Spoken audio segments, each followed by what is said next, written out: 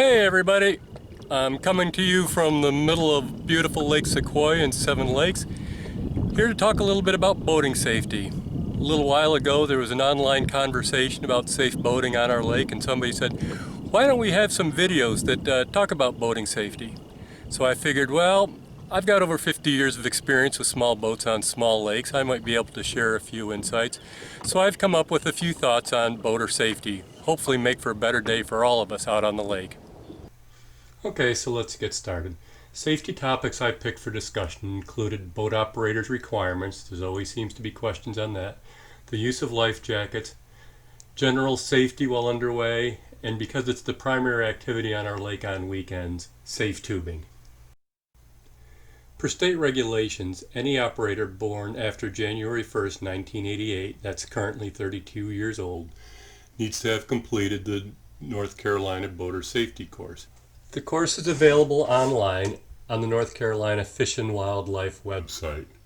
I think it probably takes an hour or two, I don't remember, it's been several years, to go through the course. There is an exam at the end, and I believe it costs about $35. Personally, I don't believe being over 32 years old qualifies a new boat owner as a safe operator, and I recommend that all boaters, even those with some experience that have never taken the course, do so. It's not a perfect course, especially for our circumstances on a small lake, but it does set a pretty good foundation. I do have two other suggestions beyond the safe boating course. If you are a new boater, try to get out on a boat with a more experienced boater for a few sessions. Get familiar with how the boat behaves, what to do in various situations that arise. Observe other boaters and how they behave. As much or more as in your car, you need to drive defensively. In boating, there are no sides of the road. In fact, there are no roads, no lane markers, no traffic lights or stop signs. Other boats can be entirely unpredictable. Some other useful information can be gained from the small pamphlet provided by North Carolina Fish and Wildlife. It's available as a hard copy from their office, but you can also download it off the Fish and Wildlife website. A few words about life jackets. I know, nobody likes to wear life jackets. Nobody thinks they need a life jacket. But it seems every summer you hear some tragic story about a fisherman that somehow got knocked overboard and drowned out on the lake, all because he didn't think he needed a life jacket on. So state law requires one life jacket on board for each passenger. In addition to those, there must be one throwable. That's either a ring or a cushion on boats over 16 feet. State law also says all children under 13 years old must wear a life jacket. My 2 cents? Don't base the need for a life jacket on a person's age. Know the swimming ability of each of your passengers despite their age. If you have a non-swimmer on board, they should wear a life jacket. This next series of slides is my safety underway section. Just a lot of common sense safe boating practices. These are the kind of things you may not necessarily learn from the North Carolina Safe Boaters course, but you learn from experience, or like I said, just using some common sense on the water. These are to protect the safety of you, your passengers, and other boaters on the lake. Sadly, I could stand on my dock on any weekend afternoon and capture videos of just about every one of these ideas being violated, but I figured the owners of those boats wouldn't appreciate that.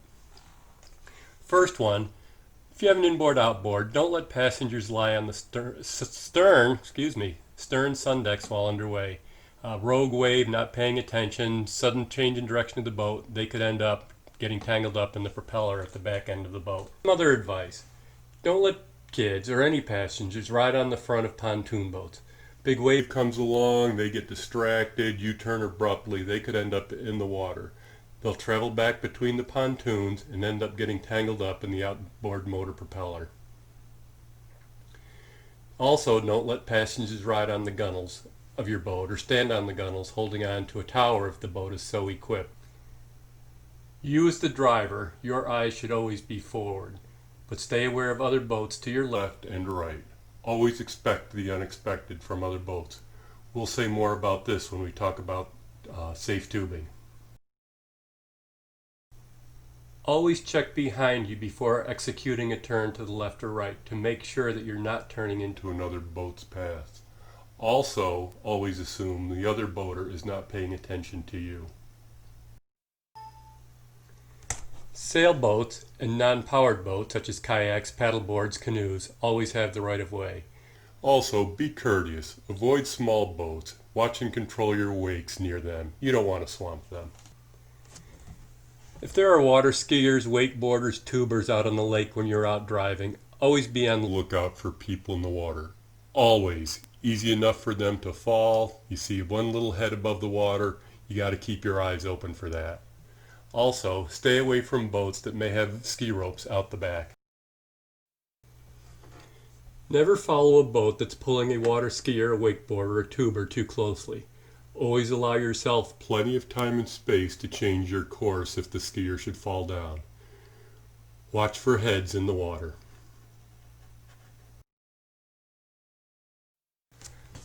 I have quite a bit to say about tubing. That's because I think it's the most dangerous activity out on our lake. First, it's The activity of choice for most new and inexperienced boaters. Secondly, the tubers are out there on weekend afternoons when there's 3, 4, 5, maybe even 6 tubers out at one time. Just the nature of tubing, the paths are often erratic, and it's not unusual for kids to be tossed off tubes left to be floating in the lake. I've seen tubers slung into the no wake zone buoys. I've seen tubers slung into the pathways of other boats. And a couple of years ago, somebody slung their wife into the riprap on the Echo Dam. The poor woman had to be life-flighted to a hospital. First words of advice, the driver's eyes must always be forward. More times than not, I watch the drivers watching the tubers Behind them. It's the observer's job to watch the tuber. A couple of years ago, I was pulling a skier who fell near the west end of the ski area. Somebody pulling a tuber almost ran over my skier and then proceeded almost to T-bone my boat because they were watching their tuber instead of watching where they were going. Of course, I had a few words with the driver at the time, but I still see that same person out there constantly watching behind him instead of looking forward. Especially true with tubing on weekends when there's multiple boats out pulling tubes. I know it's great sport to swing tubes around, but don't swing the tubes into buoys or other boats. Believe it or not, I've actually Seen that happen. Adhere to the counterclockwise pattern with minimal erratic or unpredictable maneuvers to swing the tube. When other boats are out on the lake. Extra loops or repeated erratic turns in traffic are dangerous. Let's explore this a little bit further. So believe it or not, this yellow pathway I've shown on this map of the lake is a pretty standard pathway for somebody pulling a tuber. Quite honestly, I don't have a problem with that if you're the only boater out there. However, that's typically not the case on a weekend afternoon when you're out there with multiple tubers. In all likelihood, you're not out there alone. So here comes Mr. Redboat in his pulling his tube, and look at his pattern. So it's a beautiful Saturday afternoon, and now here comes Mr. Blueboat pulling his tubers. So you can see just how congested The lake is and how dangerous these patterns are that the tubers typically follow. Okay, now let's blow that last scenario up a little bit. See that little yellow dot with the green arrow? That's your kid's head in the water after you slung him around the last corner. And you think Mr. Blueboat sees him? Nope, he's too busy watching his tuber. To re-emphasize that point, don't attempt to throw tubers off tubes in crowded conditions. The boater following you closely Is likely not paying any attention. always shut off the engine when tubers, or skiers or boarders, are entering and exiting the boat. Putting it in neutral is not enough. Anything can happen to put that boat back into gear.